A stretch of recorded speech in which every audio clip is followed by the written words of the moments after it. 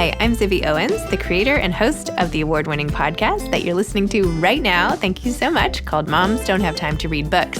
It is a daily podcast, 365 days a year, and each day we talk to an author about all of the things related to their career, their book, their life, and more in 30 minutes or less, because who has time? I am now an author myself, although I wasn't when I started this podcast, and you can get my new memoir, Bookends, a memoir of love, loss, and literature, wherever books are sold starting July 1st, and my children's book, Princess Charming. You can learn more about me at zibbyowens.com, but really you're here to learn more about the authors, and that is what we're going to do. Also, be sure to check out all the other podcasts in the Zcast Podcast Network. You can learn more at zcastnetwork.com and definitely check out those shows as well. Julie Wilcox is the author of The Win-Win Diet, How to Be Plant-Based and Still Love What You Eat. This is one of several podcasts that we're launching all at once to focus on food and nutrition and health and wellness. Julie is a wellness consultant, writer, teacher, and coach who believes in personalized solutions that speak to individual needs. As a founder of Julie Wilcox Wellness and co-founder of Ishta Yoga, Julie has taught thousands of clients individually and through corporate wellness programs. Her personal and professional experience are backed by a Master of Science degree in nutrition and dietetics from NYU and national certifications in yoga and fitness. Her articles and videos have been featured in Forbes, Fox News, Mind, Body, Green, Parade, Refinery 29, and Greatest, to name a few. She's also a consultant and advisory board member for Quincy Asian Resources, an NGO providing food security and health and wellness services to underserved immigrant populations, and executive wellness director of Jewish Orthodox Women's Medical Association. Welcome, Julie. Thank you so much for coming on Moms Don't Have Time to Read Books to discuss the Win-Win Diet. Thanks, Zibby. It's wonderful to be here, as always. This is so crazy because how long? I mean, I feel like we've known each other since we were born, basically, right? Practically, yes. I'd say probably around 3 years old. It's been a long time. Wow.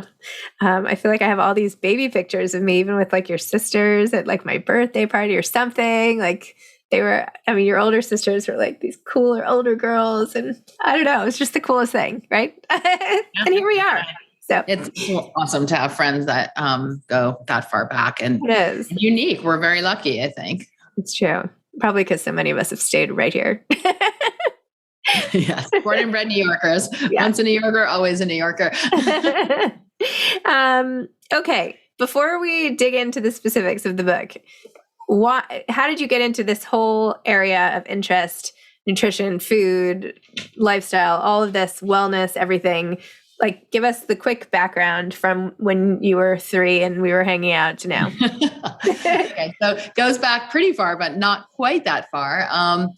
But I was an Olympic aspiring gymnast as a kid, started about at 8 years old, and practiced very intensively until I was 15. That was under Russian coaches, about 4 hours a day, 6 days a week, and often competed on the 7th. So a very rigorous training, to say the least.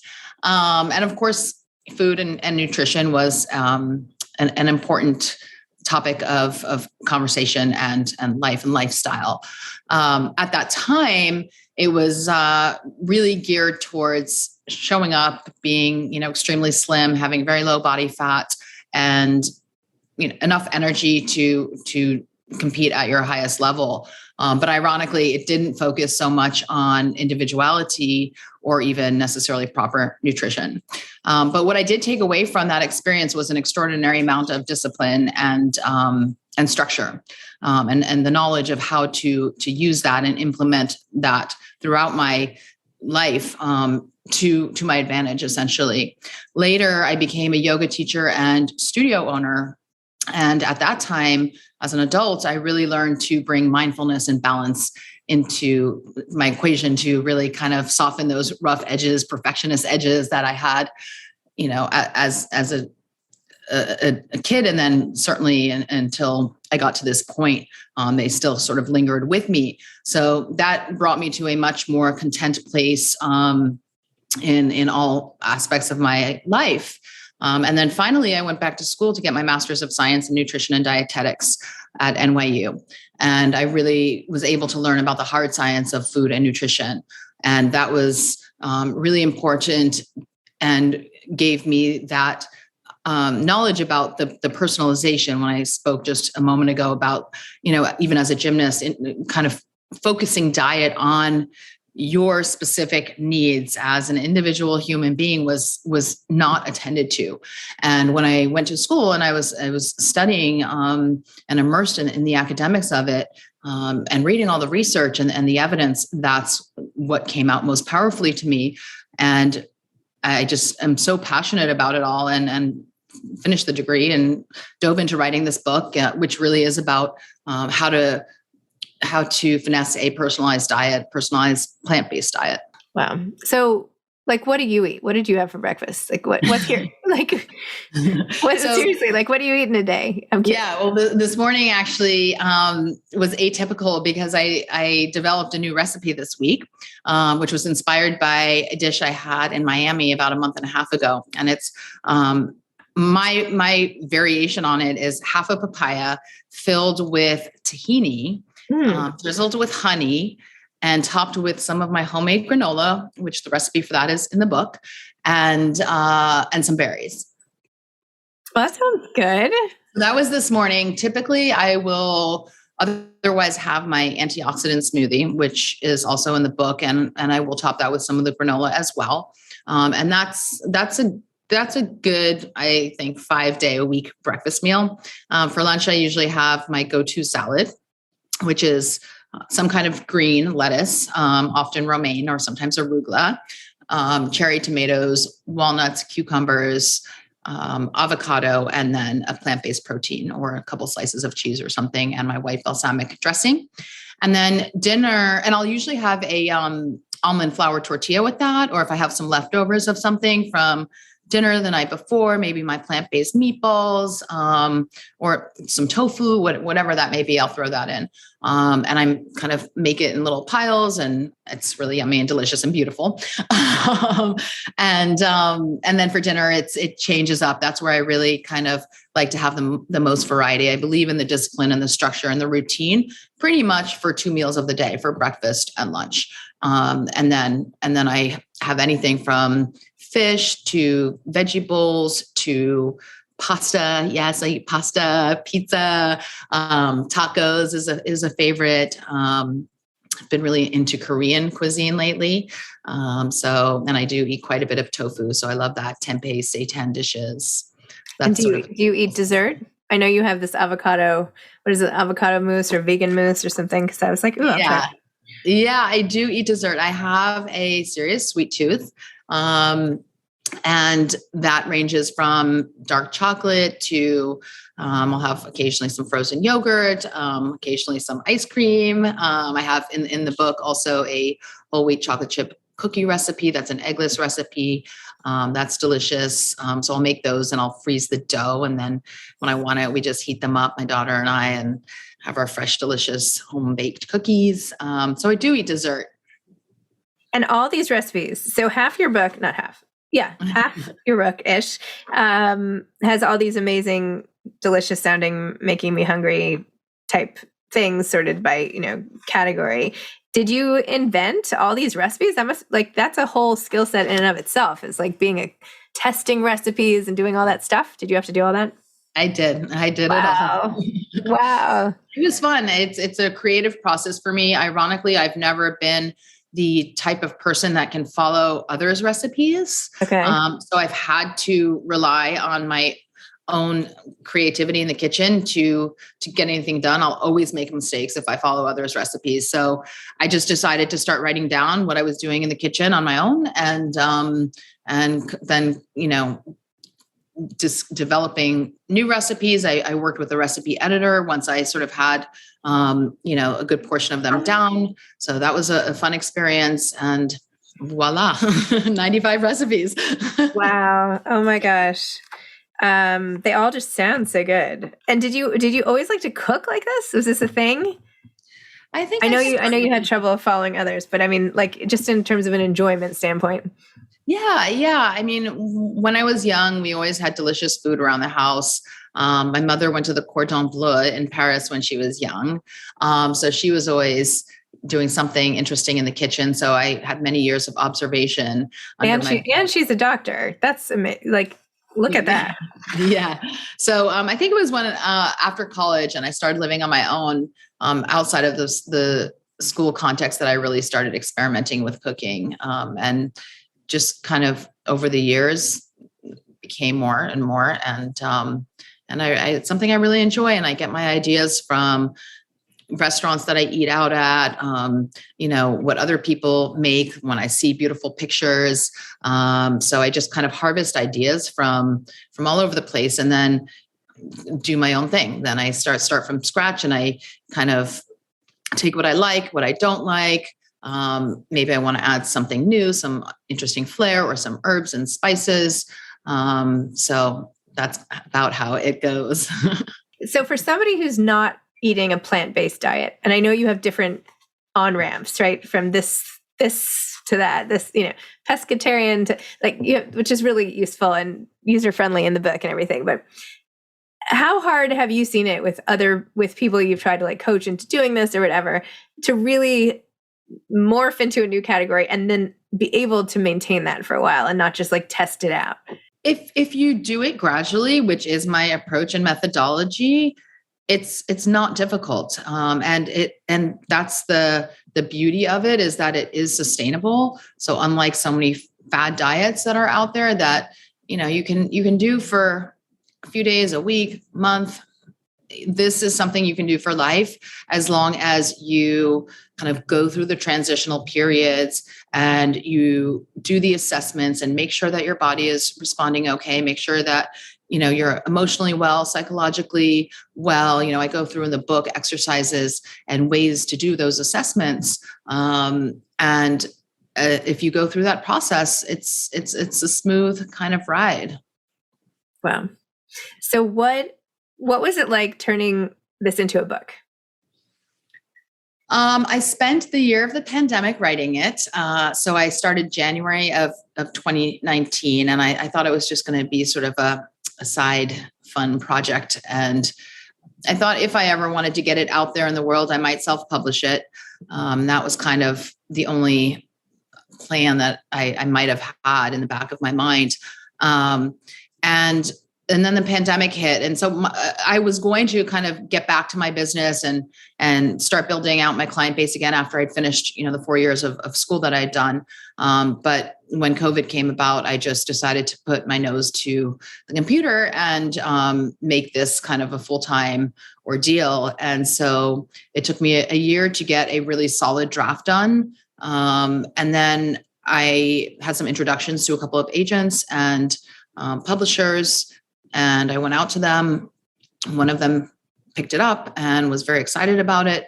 And then it took about a year from the point at which I signed with them, and that's Post Hill Press, to the actual release date, of the whole kind of editing process, designing the cover with them, designing the interior layout and structure. So great. So how long have you been keeping a plant-based diet?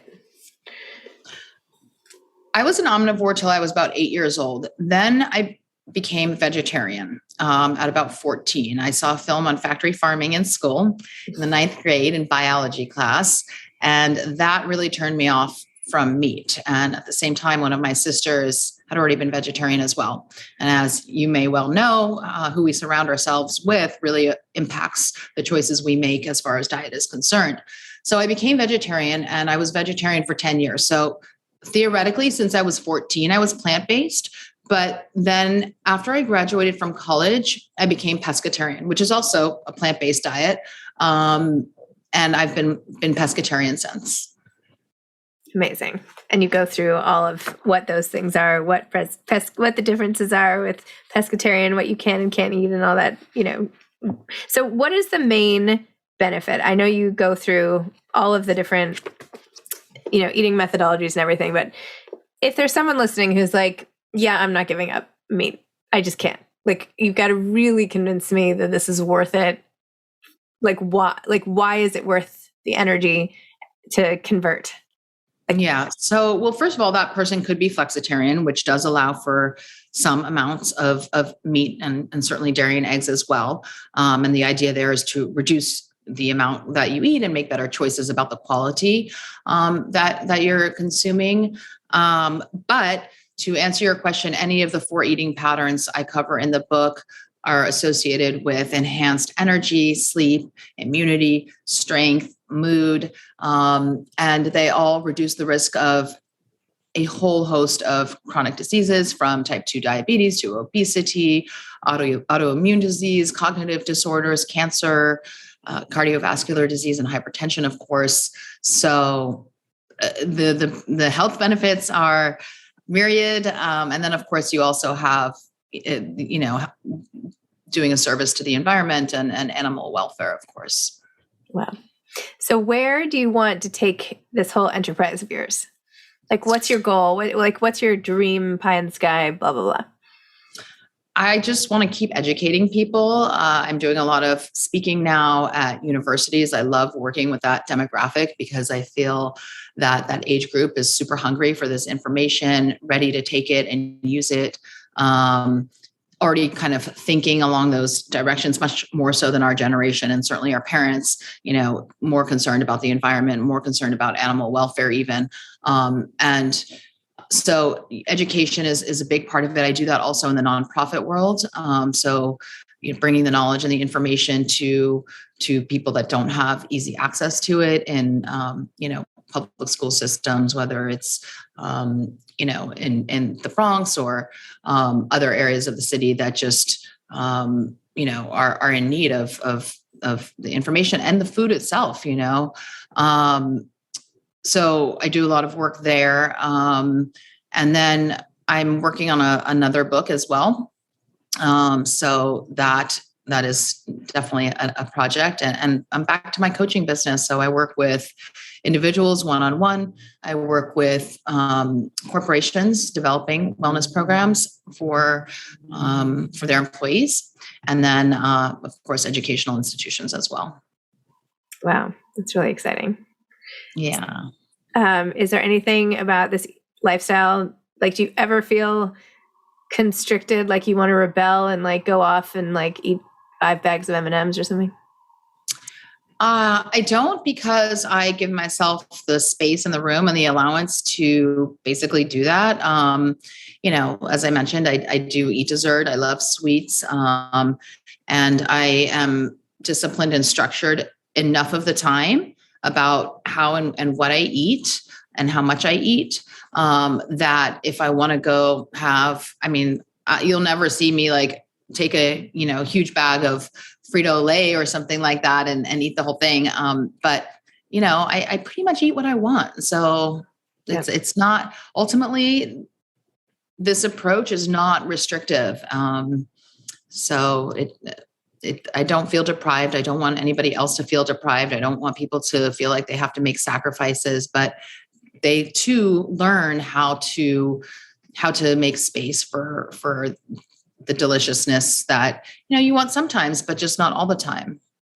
I'm sorry. I keep asking you about yourself personally. I know this is a program for other people, and I'm so curious about you. I'm sorry if I put you on the spot. You can ask whatever you want.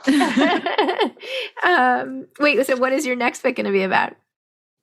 My next book is about the qualities and traits that drive health and well-being.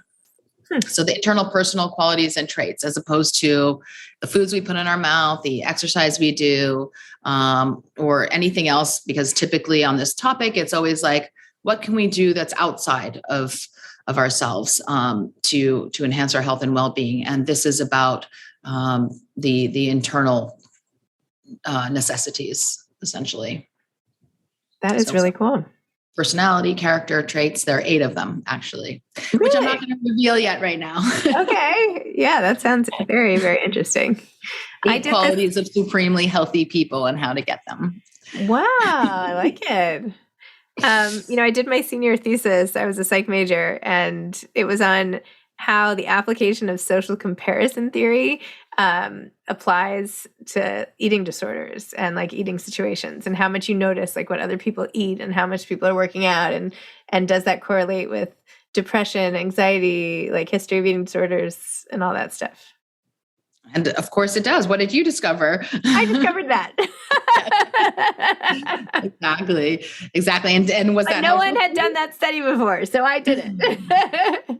Right. Good for you. Was it helpful to you? How are you feeling about your diet and plant-based eating? And well, I have to tell you, this like double combo of keeping Passover and having COVID is working wonders for my intake. I can imagine. So I feel pretty good this week. Yeah. I mean, my favorite thing these days is like when I'm not eating like sweets or something is like veggie based, like thick, yummy pureed soups. I feel like I eat one of those for lunch and it like keeps me all the rest of the day. Soups are wonderful. Soups are amazing. I have 5 or 6 recipes in my book. You have to try the creamy, creamless broccoli soup. There's a classic lentil soup. There's a vegetarian French onion soup, which is to die for. Yep. And there's an asparagus puree, a roasted butternut squash. On my website, I have some recipes that aren't in the book. There's a coconut oil infused roasted carrot soup. So I'm totally with you there. Again, I usually like to pair it with a little something on the side, but it definitely powers you through the day. Yeah. So satisfying. I think I really like hot foods. Interesting. So like if it's not hot, I don't actually feel satisfied. Well, that might have to do with if you were looking at it through the lens of Ayurveda with your constitutional type. Okay. So in Ayurveda, which is the ancient Hindu science of life, they believe that we each have 3 elements that dominate our constitutions, which are water, fire, and air. And the idea is that we have them all in harmony and in balance. That's the ideal place that we all want to be. But throughout life, they inevitably get imbalanced and one tends to dominate. So if you're the fire person, the pitta person, it's called, you would want to gear your diet towards more cooling, towards more cooling foods, essentially. And if you're a kapha person, the water one, then you might need a little bit more spice and warmth and things that are, just more energizing and comforting.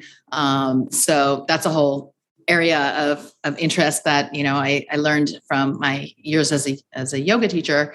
That's cool to sort of delve into.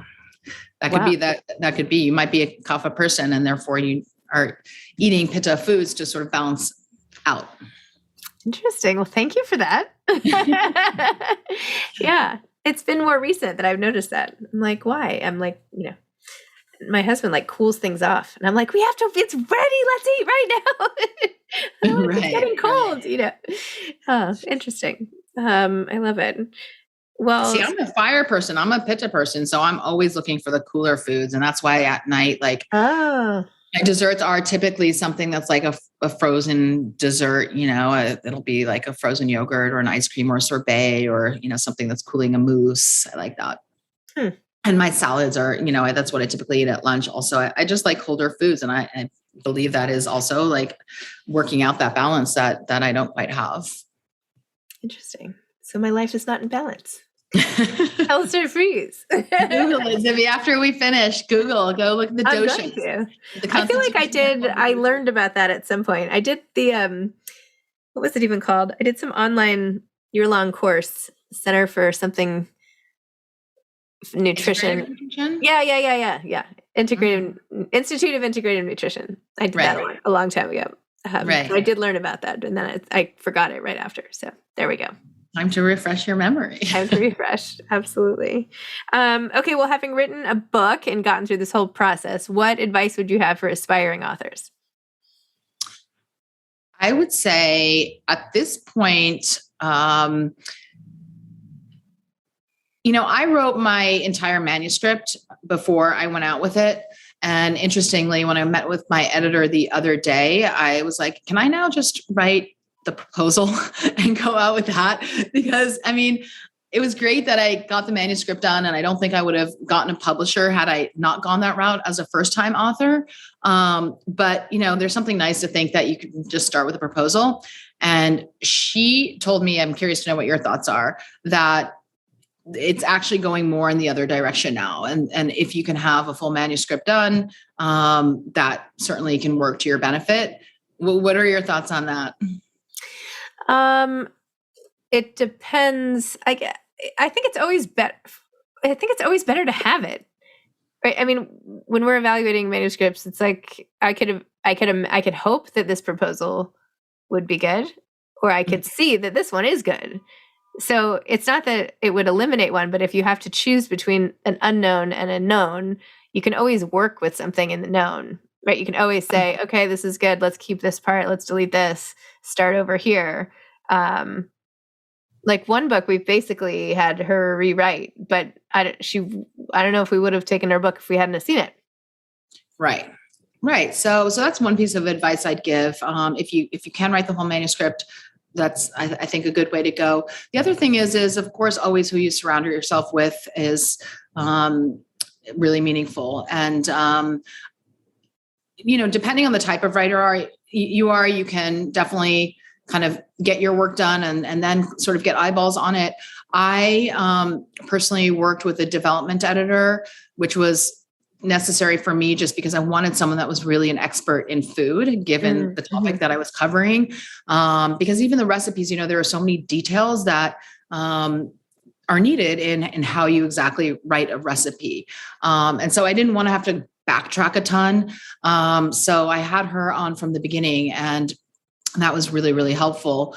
And then at other stages of the process later on, I brought in a couple other people also that had different perspectives from the food world, like a woman who I was working with. She has a coaching business. Her name is Dana Cowan. She's amazing for anyone that is looking to write a food-oriented book. And she was editor-in-chief of Food and Wine for 20 years. So when I got to and she's written her own books. So when I got to the point of publishing and social media and marketing, she was just an amazing resource of information for all that. So that was great. And then lastly, I'd say, the more you can build out all your platforms, prior to publication, the better off you are. Because I'm sure many people that are listening to this who have done some research on how to publish a book have heard this, but they definitely look at those numbers and want to see that you have a following. I think maybe more so for nonfiction. I think if you have an amazing novel that lands on your desk, I don't think it matters as much.